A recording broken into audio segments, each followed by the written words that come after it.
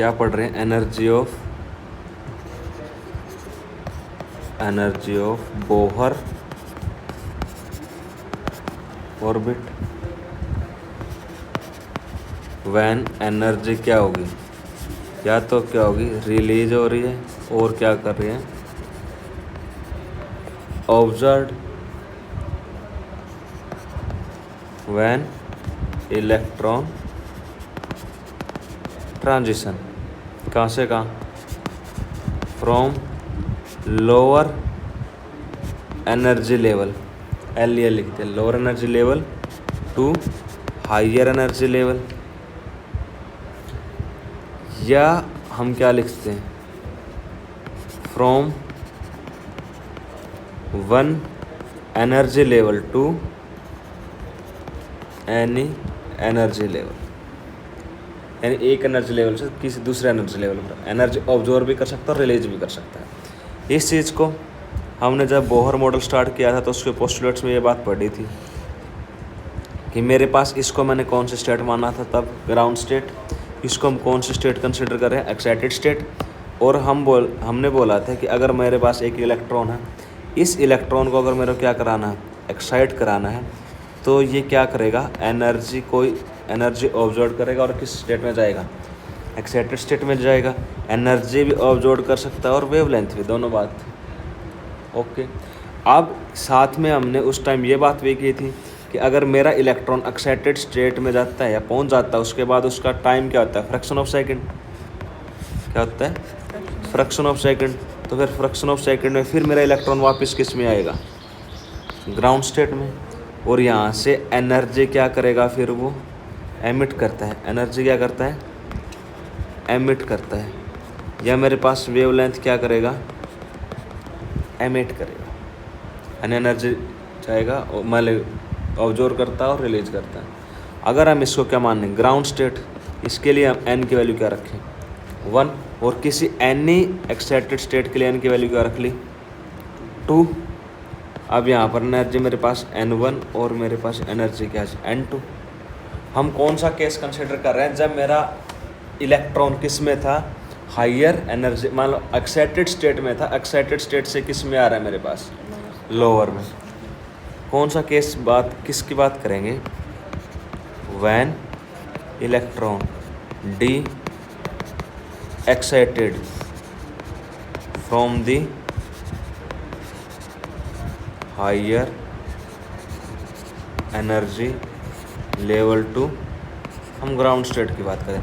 इसका बात यही है कि डी एक्साइटेड का मतलब यही होगा, मेरे पास हाइयर एनर्जी लेवल से ग्राउंड स्टेट में जाएगा। अब n1 और n2 मैंने मानी। अब इस चीज़ को हम कैसे कर रहे हैं, इसके लिए एनर्जी का फार्मूला लगे लिखें। अब मेरे पास कोई इलेक्ट्रॉन किस में था, n2 ऑर्बिट में था, मतलब एक्साइटेड स्टेट में था, उसके लिए एनर्जी मेरे पास क्या हो जाएगी, माइनस का 13.6 इंटू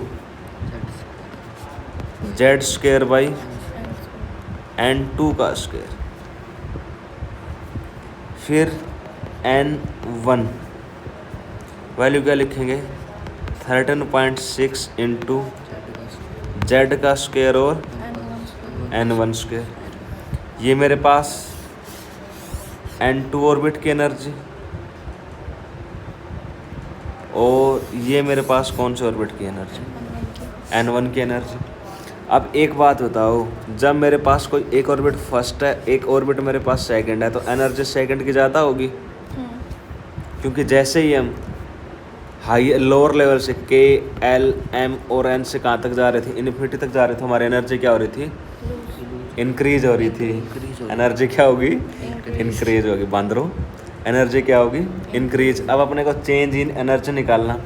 अब मैं यहाँ पर डेल्टा E क्या लिखूँगा, हाइयर माइनस लोअर लिखते हैं, तो मैं क्या लिखूँगा, E2 minus E1, higher energy level minus lower energy level. अब देखो दीपिका यहाँ पर किसकी वैल्यू, E2 की, E2 की वैल्यू मेरे पास आई 13.6। और Z, जब ये एनर्जी फाइंड करेंगे तो ये तो आपको पता है कि एक ही एटम का इलेक्ट्रॉन एक्साइट किया, अलग अलग एटॉमिक नंबर नहीं होगा।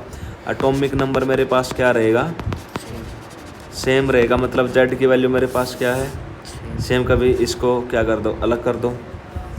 E2 13.6 Z square by N2 square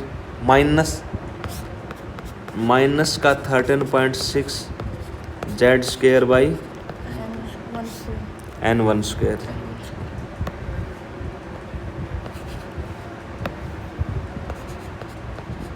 N1 square. अब इसमें से जो चीज़ कॉमन आ रही है कॉमन लिख दे। पहले तो माइनस का हिसाब कर देते हैं। माइनस का 13.6 into Z square by N2 का स्क्वेयर माइनस माइनस प्लस हो जाएगा। 13.6 into Z square by N1 का स्क्वेयर। अब इसमें से कॉमन देखो, ये चीज़ मेरे पास क्या आ रही है, कॉमन है, इसको मैं कॉमन ले लूँ। अब इसको कॉमन लिया, अच्छा पहले प्लस वाले टर्म लिख लें। मैंने क्या लिखा, 13.6 इंटू जेड स्क्वेयर कॉमन ले लिया, तो मैं इसको ऐसे लिख सकता हूँ 1/N1 का स्क्वेयर अपॉन 1/N2 का स्क्वेयर लिख सकता हूँ। तो मेरे पास किसका फार्मूला बन गया, ये डेल्टा ई का। किसका फार्मूला बन जाता है मेरे पास, डेल्टा ई का फार्मूला बन गया। 13.6 इंटू जेड स्क्वेयर 1/N1 का स्क्वायर माइनस का 1/N2 का स्क्वायर। इसके ऊपर एक क्वेश्चन करें। क्वेश्चन हम इस हिसाब से करते हैं कि अपनी स्टेटमेंट अपना क्वेश्चन बताओ भी, कौन सी स्टेट से किस में डेक सेट कराएं, लोअर टू है। पहला ही केस कंसिडर कर लेते हैं ताकि समझ में भी इजी से आ जाएगा। हाइड्रोजन का हम बोलते, आपका बोलना सारे के सारे जब आप लगे कि मेरा इलेक्ट्रॉन फर्स्ट एक्साइटेड स्टेट से, मेरे पास हाइड्रोजन एटम है, मेरे पास क्या है जी, हाइड्रोजन एटम। हाइड्रोजन एटम का जो इलेक्ट्रॉन है वो मेरा फर्स्ट एक्साइटेड स्टेट से कहाँ आ रहा है, ग्राउंड स्टेट में। आपको क्या बताना है, डेल्टा ए की वैल्यू फाइंड करनी है, ठीक है जी। अब फर्स्ट एक्साइटेड स्टेट का मतलब मेरे पास N2 की वैल्यू क्या हो जाएगी, 2। ग्राउंड स्टेट के लिए N1 की वैल्यू मेरे पास क्या हो जाएगी, 1। ये वैल्यू 1 होगी। डायरेक्ट फार्मूला अप्लाई करें, पहले डायरेक्ट फार्मूला अप्लाई करते हैं। Delta E 13.6 into atomic number आपके पास क्या है, 1, सेम तो है।